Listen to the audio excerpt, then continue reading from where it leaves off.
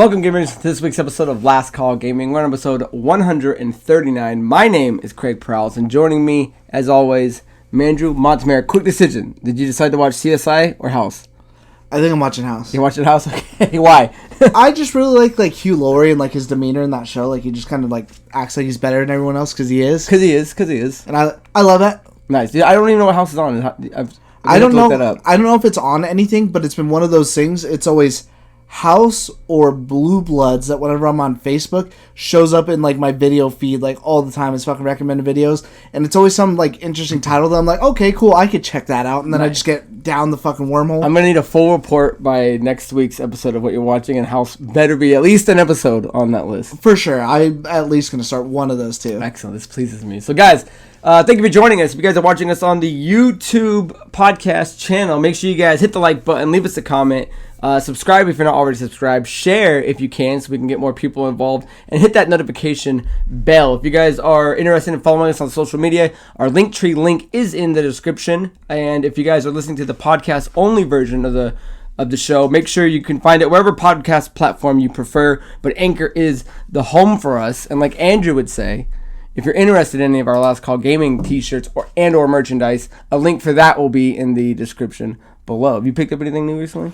I haven't, because I've already bought a bunch of stuff, and then lately I've been buying a bunch of sweaters. I keep seeing you have these like nice, fresh, like white shirts on with like these images. You had the cat one on. I think it was last week. I think last so where are you week getting these from? This is actually a ripoff of one of my favorite bands. He started a clothing brand called Drop Dead. You've seen me wear the sweater before, where it's got like the almost like Mickey Mouse style cat and his like brains hanging out. That's his clothing brand called Drop Dead, and I used to have these shirts that were like these same ones, and that was a long time ago when his clothing brand, I think, I liked it a lot more, and I just found these designs on Redbubble, so I was like, well, if you're not going to sell them, someone is. Yeah, someone's going to take it. So, before Andrew and I dive into the main topics of today's show, we like to do What Are You Up To, where we take a second, talk about what we've been playing, what we've been watching, if there's anything going on. So, Andrew, what have you been up to, my good man? I actually finished Modern Warfare 2. I think I had said that last time I had finished the campaign. I went through and did all the achievements that I wanted to do. There was just one that I didn't because I was like, dude, I just don't have the time anymore. I'm super close to it. It's like a time trial thing. I'm like 3 seconds off. I'm like, dude, I'm not going to sit here another 3 hours, 2 hours trying to get it. Like, I'm just ready to move on. So I started Final Fantasy X, and I don't know if I want to follow this guide to just get overpowered or if I should just play the game full through and just hope for the best and then maybe just beat it as fast as possible that way. Because I don't remember that game being very hard. I remember it being very linear until it does open up. But it is my favorite Final Fantasy. It's my second favorite game of all time. So is it the remaster that comes with X2? Yes. Okay, that's why I wasn't sure. I didn't know if is that the one is Xbox giving it to you on the Game Pass, or is that one you were just own? It was on the Game Pass, but I actually ended up buying it, so I have it physically. But the only thing I think that sucks about it is on the PC, they have like cheats for it that came with it, like how the 12 remaster kind of had some. And I wish they would have put that in with this because there's no speed booster or anything like that. And it's weird that they care enough to not put that in this, but all the 7, 8, 9s have like the high damage, infinite health, and all that stuff. So it's like, where's the thinking? Like, who gives a shit? This game's how old? Yeah. But other than that, I haven't really played too much else. I did watch House of Gucci. It's like the only thing I've watched recently. And I really liked that movie a lot. It was really good. I felt like it was kind of a slow burn. And I think Jared Leto's like amazing in that movie. Well, I know they were Did you watch it? No, I know they were pushing Lady Gaga for like the Academy hard on that one, but I don't think she's gonna get it. Did she have a good performance on that? Because I know she's gonna be in the new Joker movie. So. Dude, she's really good in that movie, and she looks younger than like any of us do in that movie, which is insane. Nice. Anything else, my man? No. What about you? So far as what I've been watching, there's a show that was released on June 23rd on Hulu. It's called The Bear, and it actually is based on like a true story. It follows this kid, Carmen Berzado, a brilliant young chef from the fine dining world, and he's focused to return home to run his family's sandwich shop based on the original beef of Chicagoland after he has a death in the family. And the death in the family is his brother. But the kid who's the main guy is Jeremy Allen White, who's the main guy from Shameless. Did you ever watch Shameless? No. So he's the older brother named Lip. And I really enjoy this actor. I think he's really, really good. The show, however, is fine. A lot of people love it. A lot of people are like, if you've ever worked in the food industry, like this show gets it right. And I don't know if that's going to drive anyone else to go watch it, but I almost stopped watching it after the first 2 episodes because it is just a lot of yelling between him and his cousin. Like, you're supposed to be in the back of this kitchen, and, like, it was so annoying at first, but once it kind of gets past that, it kind of dives more into, like, the family and what their goal is to, like, get the shop ready. But I would say check it out if you're interested in it. The cousin, who I thought was the most annoying character, ends up being, like, one of my favorite characters, but kind of like how in God of War where you hear, boy, all the time, or in Red Dead Redemption, there's 2 things. I have a plan, Arthur. There's 2 things you're going to hear constantly. These 2 guys calling each other cousin, and everybody calling each other chef. So it's got some a lot of actors that I'm not too familiar with. It. Joel McHale is in it, and it says he was in 3 episodes, but I really only remember him in 1. So check it out on Hulu if you guys are interested in that. As far as what I've been playing, I started playing Infamous, and that is a game that's an older game. It came out on May 6, 2009 for the PS3, developed by Sucker Punch, who are also the guys that make Sly Cooper and Ghost of Tsushima. So the way I've been playing it is because I missed out on the PS3. For some odd reason, it was a system I never had while it was running. Off crazy expensive. Yeah, it was a big one, and I have a PS3 now. I just don't play the PS3 now. Right. So it's actually on the PS Premium. So I actually upgraded to the highest one because I did want to try checking out the streaming services and all the benefits you get. And it's weird because the PS3 is the only one you can stream game on. The game is cool. It's definitely something I wish I would have played then because it is a little rough now. But it reminds me of like Assassin's Creed mixed with The Force Unleashed, where you're still like climbing and hunting and getting all these collectibles in like this kind of semi-open world. But the powers are kind of like light side, dark side. So there's certain paths and choices you can make if you want to go the good route or the bad route. And I don't know. It's really cool. I like the way you can do the powers. It's based in these 3 different islands where the more you unlock, the more kind of powers you'll get. So I'm having a lot of fun playing it. It's one of the trilogies I always wanted to get into because after this, I want to play Infamous 2, and then there's Infamous Second Son. So with the PS Premium, I actually have access to all of that. But I only have 50 days. Well, it was 50 days when I did it. Probably 30-something now left of Premium. So it's like I want to try to beat them, and then at the end, I'll make that call if it's worth paying $120 for the year. So that is it for me. So guys, if you let us know down below what you've been watching, what you've been playing, if you have any recommendations, or if anything we've been playing or watching is something you guys are interested in. So with that down and out of the way, guys, let's move into our main topic, which is that God of War Ragnarok had a bunch of news kind of drop recently, and the 2 things are that it's got an official release date for scheduled still for 2022, and it has the new trailer, which is the father and son trailer, which showed Kratos and Atreus squaring off against various foes and talking about not being alone before squaring off against what appears to be Fenrir. Now, I want to talk about the trailer first, and then we'll get into the kind of the date, because the trailer was only 30 seconds. It's cool. I mean, I wish they showed a little more or maybe even some gameplay, but one of the things I was looking at is obviously he's older now, right? Right. So when I was kind of looking into it, in the last game, he's 11, and presumably in this one, he's probably 14 or 15, and I was kind of curious about this age gap. I'm like, why is he older now? Have they been on the run? Shouldn't someone have been hunting them? So I just want to read this real quick to kind of catch you guys up with what God of War Ragnarok is supposed to be about, and then we can kind of dive into the game and what we think about it. So, and this comes from ScreenRant.com, and it says, during the God of War Ragnarok trailer, which was a trailer earlier than the father and son trailer, Atreus had mentioned that Fimbulwinter will lead to Ragnarok. Fimbulwinter is the foretold winter event that will take place for 3 years before the start of Ragnarok. During this winter event, heavy snow will fall and strong blizzard storms will occur on a regular basis. In God of War, after defeating Baldur, who is the Norse god of light, Mimir mentions that Fimbulwinter is about to begin. After explaining the apocalyptic event that will occur to Kratos, the blacksmith Brock also mentions the start of the prophesied winter while working with his brother Sindri. So I kind of had to refresh myself on that. That's why 3 years are going by. So I can understand at that point why so much time is going by, because everybody's kind of dealing with this shit. Yeah. So you saw the 30-second clip. I mean, any thoughts on that, and or new thoughts of maybe how the game's going to be now that Atreus is an older companion? I thought it looked really good. I actually want to come over here and maybe we do like what we did with The Last of Us 2 and just try to like knock it out like in one big sitting. Yeah, back and forth. Yeah, so I feel like that I'm actually pretty excited for it. I do hope that it's like a bit more of like a cooperation with those two now that he's older versus like in the first one, like obviously he helps you, but you're kind of more this protective role. And in this, like maybe not an equal, but it's more of like a buddy system. I can rely on you and you rely on me because you know enough now just to show and really help present that age gap difference. Yeah, and I really like his look too. The way he was looking, I don't know if it's the same kid doing the voice. I guess I could have looked that up, but I like the way he sounded. So moving forward with the next God of War. Because I guess now we can kind of dive into its actual date for the end of the year. The official release date that they are now saying is going to be November 9th. So we are still slated to come out before the end of the year. So I'll jump in right now and say that I was wrong because I said there's no way this game's making it. And again, I'm still kind of going to stick to my guns that I think this could get delayed. Because again, they didn't show anything. They showed a 30-second trailer.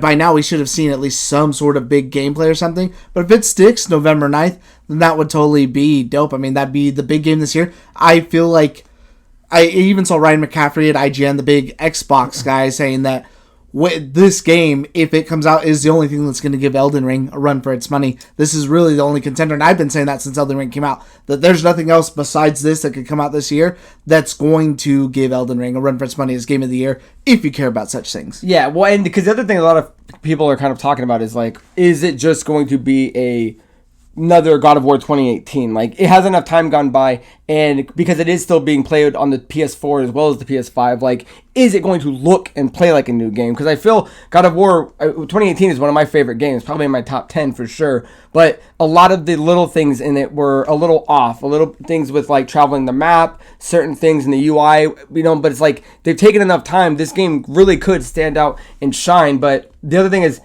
Starfield notably had the 11/11/2022 date. Do you think it was a missed opportunity that they went November 9th and didn't take 11/11/22?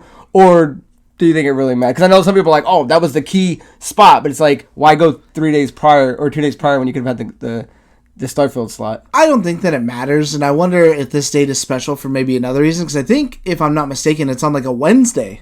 I believe it is a Wednesday, yep. Randomly. I think what was more interesting about them, just the way they announced this and everything, is I wonder if they were going to have an event and maybe it got pushed. Because I don't know why you would show your biggest tentpole game. Here's 30 seconds of gameplay, a minute of, or, whatever their trailer is, their cinematic trailer, whatever you want to call it. And here's the date plus some other information. And that's it. That's all we're going to show you. And November's not that far away. 4 months. And I mean, that game's you're gonna get pre-orders no matter what. But at this point, I'd be like, why aren't we not seeing anything? Why was this, especially too with this being that flagpole game? That would be the time where they're like, here it is, see it in all its glory. Here's like the first 5 minutes. We're starting off. They always like to do this big grandstand for their games, especially when they're gonna drop a release date or something randomly like that. Sony has no problems with going all out and showing something. This is the first time I think I've ever seen them. Hey, this is our biggest game yet, with the most important information yet, which is the release date, but we're just going to give you a minute trailer and like that's it. Yeah, it's odd because it's like you're saying, it's their biggest game, but it's like at this point I think it would almost be impossible for them to release this and then go, oh, you know what, like in 2 months go, we're actually going to push it back to Q1 2023. So it's like, if you guys are set on this, like, you got everyone's hopes up, you set the date, it's like for 4 months, I think we should have at least gotten something to show the gameplay, the quality. 5 minutes at least. A taste of what the game's actually going to be like. So anyone that is kind of harping on that it's just going to be more of the PS4 version, just kind of upscaled, kind of, take that away from them, unless it is, and they are just trying to hold back as close as they can to the heart, because this will put them right before Black Friday, right before Christmas, so it's definitely going to be a big seller, but maybe the PR or maybe, the gameplay they want to show isn't going to be the hook. Even though it will be a great game, it's not going to be what people, because it has a high bar to cross. The 2018 one did such a good job in doing it. That's like, well, how can we make it better? And maybe at this point they don't have anything better to show off. I kind of almost hate that that's part of the conversations. People are like, oh, well, it's just going to be more of the same. It's like, no, obviously they're going to make the gameplay better. Graphically, I'm sure it's going to look a little bit better, especially with some on the PS5. But if you're comparing it to the PS4, it was already a gorgeous looking game to begin with. God of War has never been this game where it's like, oh man, it's graphically it's amazing. It's this huge set piece or whatever. It's been more about like, no, it's a really amazing story and it's really good. And I would rather them, like they said when they were making this decision, here's why we're making this game a two-parter and not a trilogy, is because we have a great story that we want to tell and other things we want to work on, that I don't want to put this out now, part 2, and then you're playing part 3 when you're 40. What's you want to wait that long to have a good, complete, fulfilling story when we could just, instead of pushing the boundaries of graphics, everything else, really dial in that gameplay, bring in some new mechanics to make it feel fresh, good, and just turn everything up to 11 while giving you a story that's a masterpiece. I would rather take that. Yeah, because the fact that they're saying that this is the ending of the Norse story, you know what I mean? They still have a pantheon of gods that they can go through, so I don't think they're going to be shy on anything that they can attack there. But yeah, if you are going to end it here, then if there is going to be another one down the line with, like, let's say Egyptian gods or something, that would be far pressed out enough to where if you want to see any big leaps in technology, right, we should be there around then. So I don't know. I'm sure Sony's going to have something for us, I would say, within the next month or so with gameplay or like a behind the scenes. But is there anything else you want to do? Talk about the game before we get into this next part with it? No, either way, I'm excited for it. Definitely super excited for it. So with that being said, guys, they did also release what's going to be the God of War Ragnarok Collector's Edition, along with a few collections. But it's officially launching on November 9th. As we said before, there's going to be the brand new Collector's Edition, a premium Jotner Collector's Edition, and the pre-orders are going to start, they're going live on July 15th at 10 a.m. So if it is something you guys are looking to get your hands on, that is when you should be ready to get it. And it does have a lot of stuff, and we'll kind of go through here and point out what it has.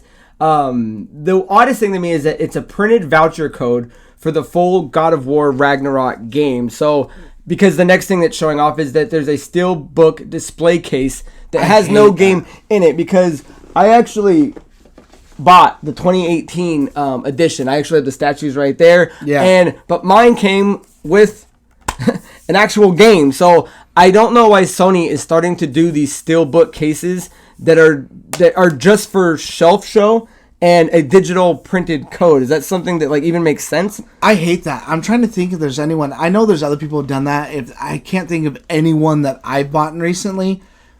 I hate it, but at the same time I don't sometimes, because it's like, okay, maybe that is cool because now I have this cool case on the wall. I really more just want the other stuff that came with it. But now, like right now, since I'm playing Final Fantasy X, like fuck, I gotta get up and put the disc in. But my warm-up game is always Skate, so I gotta get that disc in, put that in, take this out, then put that one in. That would save me the trouble. So I think it's a double-edged sword. I can complain about it either way. Yeah, well, I mean, if you're gonna give them the steelbook case, put something in it. Incorporate the $60 value that goes with it, because I understand that, yeah, the digital code is cool, but like something about an empty steel book on my shelf just makes me feel a bit odd, but still cool nonetheless, especially if you had the original one. The second thing they're showing is the 2-inch veneer twin carvings. So in the same style as the Atreus wooden toy carvings of the Holdra brothers from the God of War 2018 collection. So if, like me, you do have the first set, this completes it. There was one in the first one. There's going to be one in this new one. It also comes with a Dwarven dice set. This set comes with a set of dice with a quality wood-like finish and a dice bag with a symbol of, I'm not even going to try to pronounce that. What is that? Gdrizzle on the outside. YGG Drizzle. Idrisil. And then this is the one that everyone's kind of getting hype on. Is a 16-inch Mjolnir replica, a highly detailed replica of Thor's signature weapon. Now, I know this is worth getting. This hammer looks bitchin', and I can only imagine like the actual like details on this thing. So, moving on from that, then comes all the digital stuff. You have the Kratos Darkdale armor with the Atreus Darkdale armor, and kind of all the other stuff you can put in the codes for. So, there was no price out yet. But this website, TurtleBeach.com, was kind of comparing it to their most recent Horizon Forbidden West collection, and their base collection was sitting at $199, and then their Regala edition, which was the higher up one, was sitting at $259. Looking at what this one has, that's what I'm thinking, $250. Yeah, I'd imagine that it's probably around there, because if you move up to the John Tier collection, it does have a few more things, but overall, is that a package you'd be interested in getting? If you had the PS5?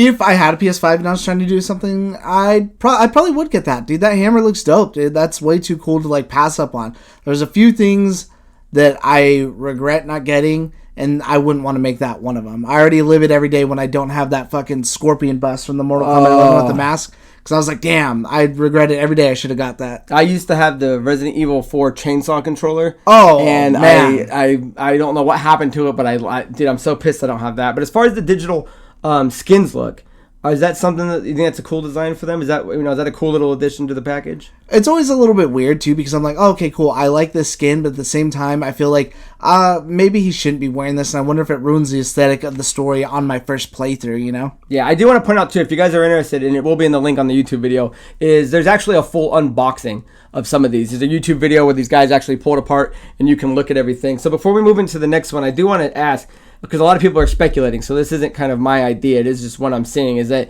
the reason the hammer is being so significant in the kind of promotion with these additions, not only that it looks badass, is that they're speculating, obviously you're going to fight Thor at some point. Right. And the rumor is, you're going to beat Thor, because in God of War, he gets multiple weapons, he collects a bunch of different stuff, that the Thor's hammer will be something that Kratos uses at some point in the game once you eventually fight and defeat Thor. I like that idea because even in the first one, he's already kind of familiar with that power. He has the axe. Then when he throws it, it has the same ability of coming back. So, but is this under the same, kind of MCU version or of like only that chosen can wield the hammer of Thor? Or do you think it's just a god's weapon in this game?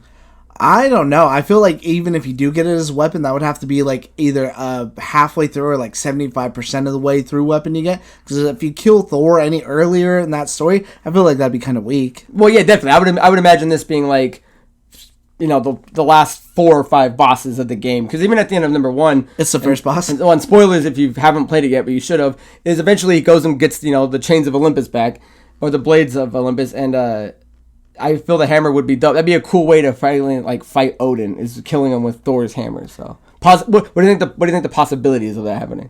I think it's very high. Extremely high. I don't know. I think it looks really cool. I think the price point sounds about accurate. So, anything else on that you want to talk about before we move into our next subject? Nah.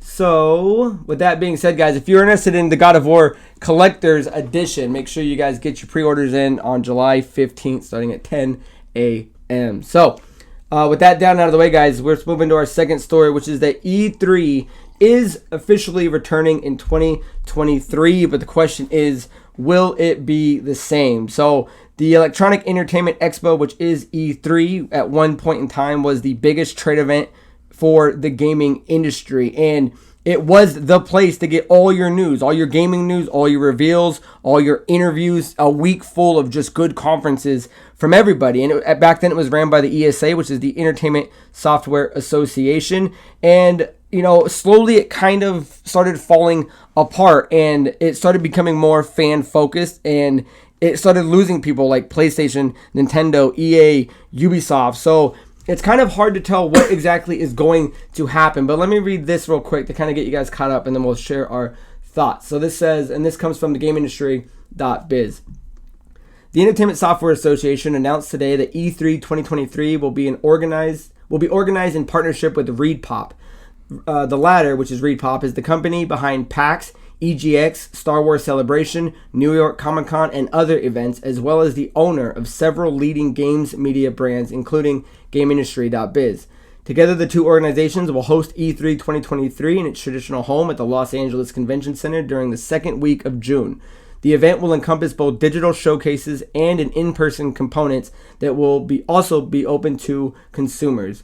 Media registration, which has been streamlined and given added security following previous year's leaks, will open later in the year. More information on confirmed exhibitors and event schedules, as well as hotels and travel guides, will also be shared in the months to come. And if any of you guys are interested for business inquiries, you can email them at e3@reedpop.com. So, Andrew, you hear the news. E3 is coming back. It's something we've been talking about every time we bring up a Gamescom or something like that we would like it back. But in your mind, is it going to be the same thing? Or at this point, does it need to be the same thing?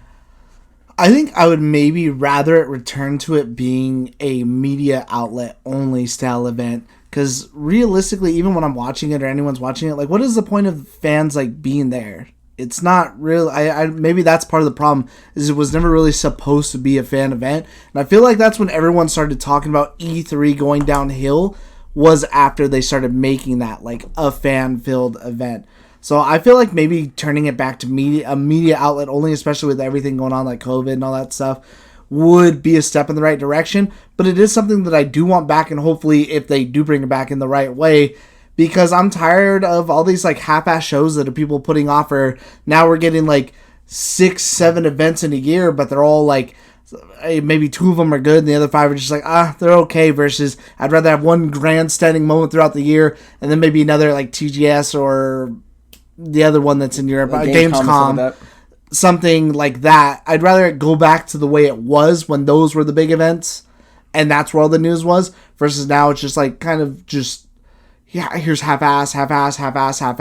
And even so, again, like this Sony God of War thing, here's something half-ass. I guarantee you that would have been at an E3 if E3 had been done right. Yeah, it's kind of hard to put blame, on anyone else but them, because it's like, right, if you are going to do the E3, because I agree with you, I miss the days of just showing the conference information, like one scheduled week of the, because we used to take time off of work, and we used to have Andrew used to come over, or I'd go to his house and we would just watch E3 for a few days and get all your stuff. So it is kind of, disheartening that now everything's kind of sprinkled throughout the calendar, where at one point in time there was the gold standard of how to do things. But now you have people like Jeff Keighley with his Game Fest kind of filling the shoes from what they've been dropping, because a year again might be too late. But the fact that you're getting someone like Reed Pop, who is completely focused on things like PAX and Star Wars and Comic-Con, those are extremely fan-focused, centered events. So I don't know if it's in them to host something that's not what they're used to doing. And if that's not what you're used to doing, I don't know why they would waste resources trying to mimic something that they probably don't know if they can do correctly or not, with something that they generally put on that's well regarded. But at this point, I was talking earlier, I was like, well, then is E3 at this point Atari? It's just a name, you know what I mean? It doesn't mean what it used to mean back then. It's just a name of recognition that we're using, because, if we're going to put E3 on this, every gamer is going to go, oh yeah, I know E3. If you put Atari on something, everyone knows what that is, but they're not the same thing anymore. So I'm kind of split at the moment. I kind of want to I want to hear more of what they're actually going to do. I wish it was more like that, but if you have guys that are already out, if Nintendo's already out and PlayStation's already out and the biggest, companies are out, then what are you really going to talk about? So I don't know. I'm really split on it. I think they will do a good job with what they have, but at the same time, if you don't have anything to show, what are you going to do? Do you have enough material for a week-long event anymore, or is it 2 days of I feel like, who knows, maybe they could go around and talk to those companies and be like, here, maybe we can make it worth your time and bring you back into the fold and, do your own thing during whatever this time frame is. Because I honestly think that Summer Games Fest and is that Jeff Keighley's or IGN's? It's Jeff Keighley's. And IGN's, IGN's Summer Gaming. Yeah. I feel like both of those are pretty weak, man. Mm-hmm. And I get that Jeff Keighley tries, and there's nothing against him, because I think he does an amazing job with the Video Game Awards. But I just don't think either of those events have even come close to filling the shoes of E3. If anything, they've made me want E3 back even more, realizing like how much I miss it with how weak those other things are. I do want to point out that they are saying that when this thing does return, that of course it is going to be at their grandstanding place where it's most famous for, is the LA Convention Center, and it did put on there that it is an in-person event. Now, whether that means people like every day off the street can go, or maybe they are going to, even though PAX does do big fan events, maybe they could see the other side of the coin, like, okay, let's start media only, and maybe instead of as many fans as we can fucking fill the building, let's just start with 500 fans. Yeah. Something like that. I feel like that would be the best foot forward, is limiting the amount of in-person people that are there to make it an enjoyable event. Because again, what I hear besides these other people backing out, but even before that, people were already complaining about E3, was how unfun it was because there's so many people there that you can't do anything. So I will say this though, if they are doing it, and so far it shows that they are, I'd like to try to go get tickets and make that a thing that we can do next year. Maybe we'll make the media event. I like all of that. So, yeah, so I don't know what else to say about that. Is that, I mean, I'm glad it's coming back. I don't want E3 to disappear, but right. If it's coming back as something that's not E3, then, then what, is this just is this PAX just E3, So, I don't know. I'm still extremely interested in it, and I'm glad at least it's something. I personally think, too, that this is the make or break E3. People were talking about that before it took its break, even when it did its final one, when they did the all-digital event.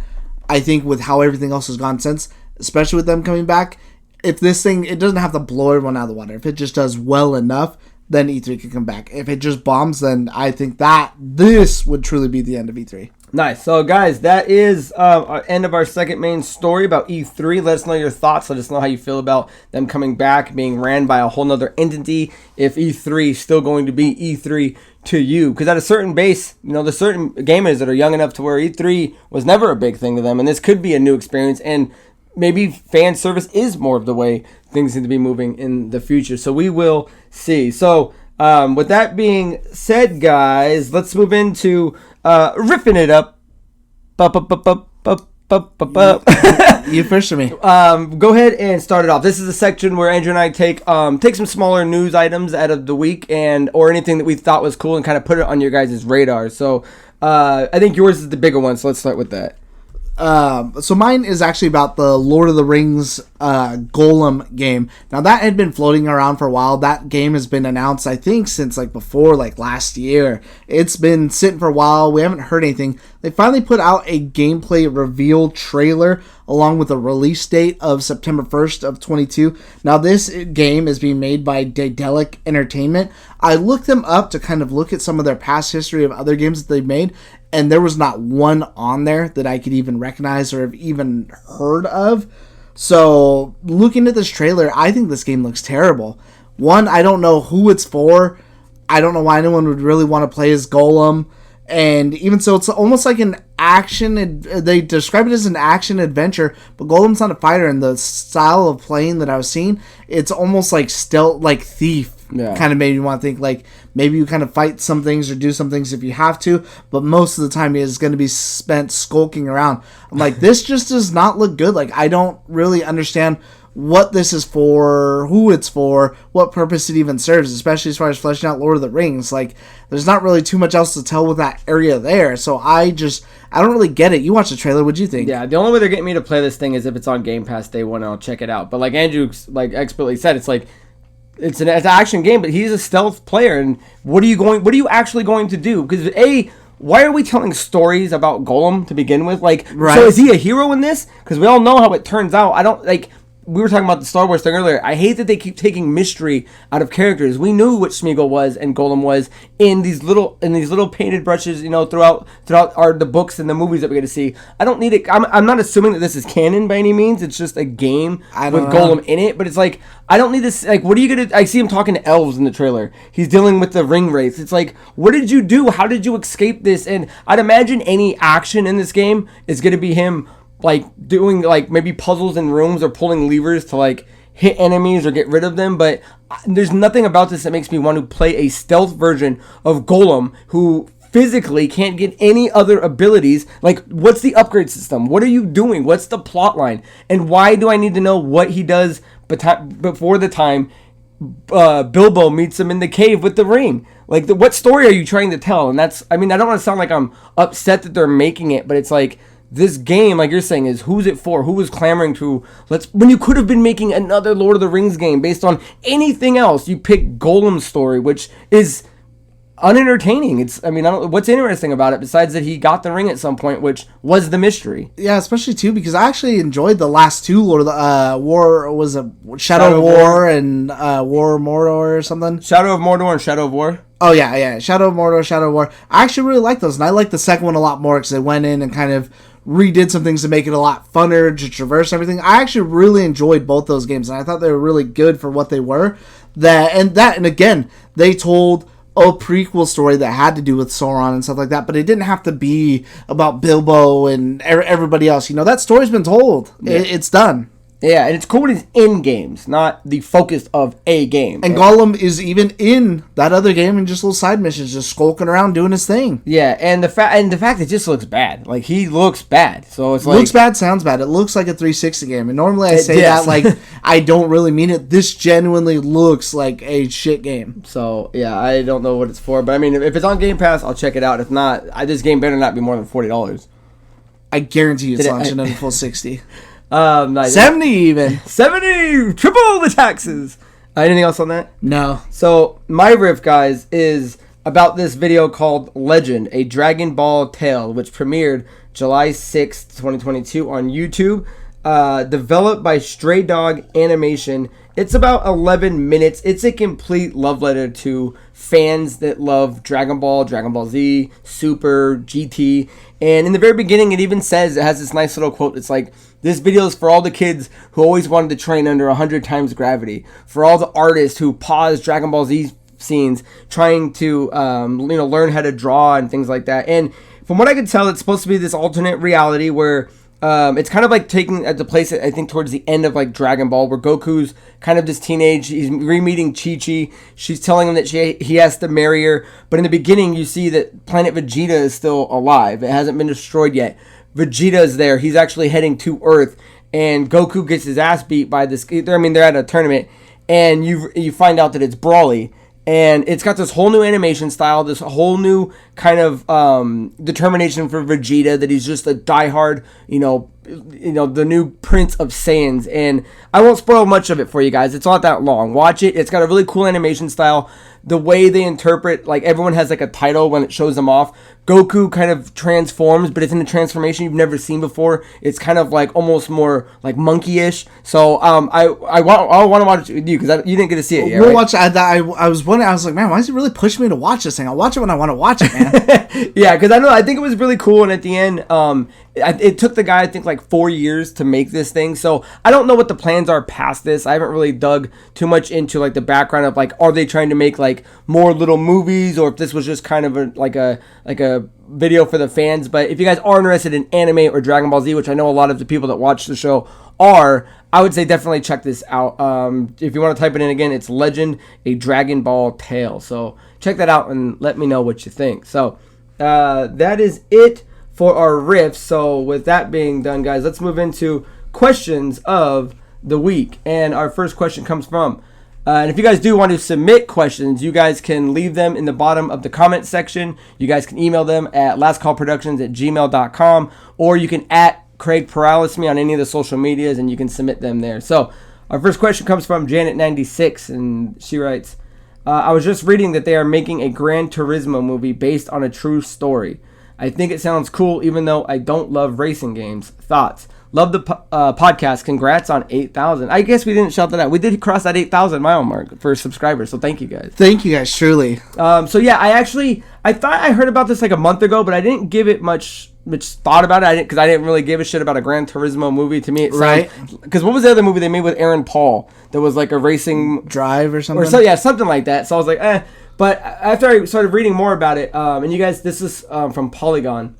It actually says, according to the deadline, Sony also supplied a new logline outlining the film's plot. Based on a true story, the film is the ultimate wish fulfillment tale of a teenage Gran Turismo player whose gaming skills won a series of Nissan competitions to become an actual professional race car driver. If that sounds familiar, it's because a Gran Turismo film with this basis has been discussed before nearly 9 years ago. It was confirmed to be in development in 2013, and Gran Turismo game director Kazunori Yamauchi commented then that it would be based on the story of Lucas Ordonez, a Spanish driver who graduated from Gran Turismo and Nissan's GT Academy competition to real-life racing at Le Mans and GT series. And I was like, that's kind of cool. So it's not that they're making a movie about driving called Gran Turismo. They're making a movie about a kid who was so good at Gran Turismo gaming, he became a real professional race car driver. And when I heard of that, I was like, oh, that's cool. Now, would that be considered a video game movie? I'd imagine, right? Yeah. I haven't heard that. I think that sounds a lot better. Because before, it's not that I didn't care, but I was like, okay, well, hopefully they put in some sort of better racing aspect of it with the person. Because I actually really like, speaking of Le Mans too, because it's about the Le Mans race, is the Ford v Ferrari movie with Christian Bale and Matt Damon. Did you ever get around to watching that? No, but I know I need to. I've watched that movie like 3 times. That movie's absolutely great. It's really, really good. That really made me realize, especially too, because I was like, how interesting could that be watching that? I was like, damn, this racing movie is really cool and super interesting, but I thought it would just suck that having watched that, I was already up for Gran Turismo. I was like, okay, cool. As long as it's not some like, oh, we're trying to be over the top video game. But if they maybe do a story like Ford v Ferrari, which something similar to whatever it is they're doing, then I'm like, okay, cool, dude. I'm all in as long as it's done right. Yeah, Need for Speed was the movie I was thinking of. With definitely check out if you haven't seen it. Ford v Ferrari. That movie's really, really good. Yeah, so what I was reading else about it was, I guess this kid actually had like the professional steering wheel, all the bells and whistles that you need to race, from home, and he just became so good that when his skills literally translated into being able to race a professional car. And I mean, I don't know how interesting of a story you could tell with that. I don't know what you're gonna show him, like a montage of him, getting his equipment, all that stuff, but I think it sounds pretty cool. It was a lot more interesting than I originally thought it was going to be. So that's our thoughts on that. And if you guys have heard anything more, feel free to leave the comments down below. So thank you for the question. Our second question comes from Nick Lasat. Who would win in a fight, in your opinion? Solid Snake from Metal Gear Solid or Sam Fisher from Splinter Cell? So before, when I started looking it up, I didn't know that there was already a death battle that does Solid Snake versus versus Sam Fisher. So if you guys aren't familiar with Death Battle, because I didn't watch it yet, I was actually thinking if you want to watch it after, go check these guys out. They do like hardcore like science behind these things of like why people can beat certain people. For an example, like if there's one with Superman versus Goku.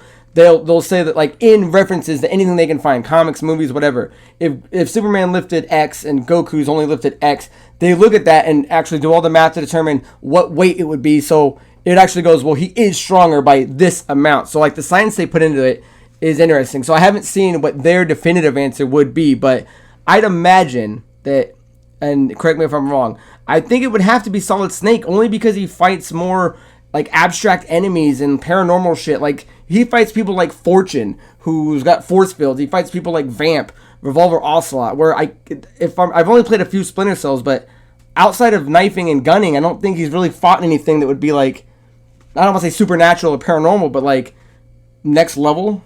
Yeah, I'd have to say Snake too, because he's really kind of gone through the ringer, and don't forget, he is a genetic soldier, and granted, he does have the recessive genes of a person, there's still the genes of what was considered the greatest soldier of all time, Big Boss, so even the downside to that has to be better than most people on their best day. Yeah, and then you got the whole CQC and all that stuff, so I was trying to think of another question, because I think Solid Snake would be a lot easier, but I would ask you, who would complete an espionage mission quicker? As remaining completely stealthy and getting from A to B. I think that kind of be more of an interesting question, since they are both skilled, tacticians in being stealthy. Yeah, you think it would be Sam Fisher or Snake? Because on that, if that's the question, I think Sam Fisher. I might lean to the other end, just because all the shit he has with him kind of lend itself to being more in the shadow versus him, who's kind of more equipped to be either on the field or stealthing.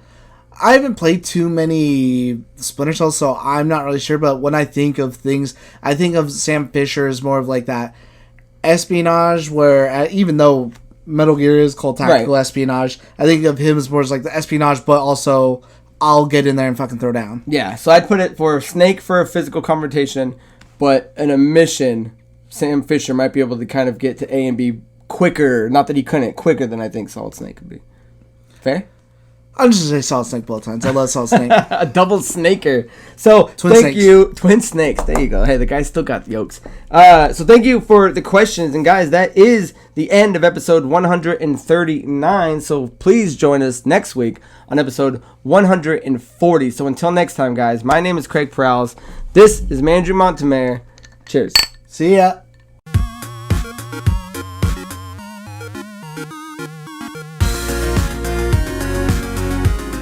So we were playing Fall Guys, and at the end, if one of us is like ahead, we play the solos all the time. Mm-hmm. So if we're ahead, we'll try to keep other people out, so that way, like my cousin or anyone else is playing will have a chance to like try to catch up to us and like get in. And sometimes we'll just grief each other too. So like me and my little brother were like fighting, I think, and trying to throw each other around. And it just got towards where it's like, okay, there's too many people. I'm just gonna go run and jump in. So he's still out there, like, fucking around with some guy. And then I think he walked forward because he was going to get someone else, but they ran past him. And that guy that he fucked with came over and grabbed him and then threw him off the side of the map. Oh. And it was like right at the end where the finish line is too. Dude, the best part of that game is getting people and just fucking pushing them off. I find that very, very, very enjoyable. I do it all the time. The time I do it the most is when there's the hidden path that you don't know which that's the real. best one. Yeah, at first I run in and I dive as far as I can to see if I then get it. just start pushing people the fuck off. I just grab anyone. I'm like, I don't care if you want to go. You're going. Hey, better you than me, brother.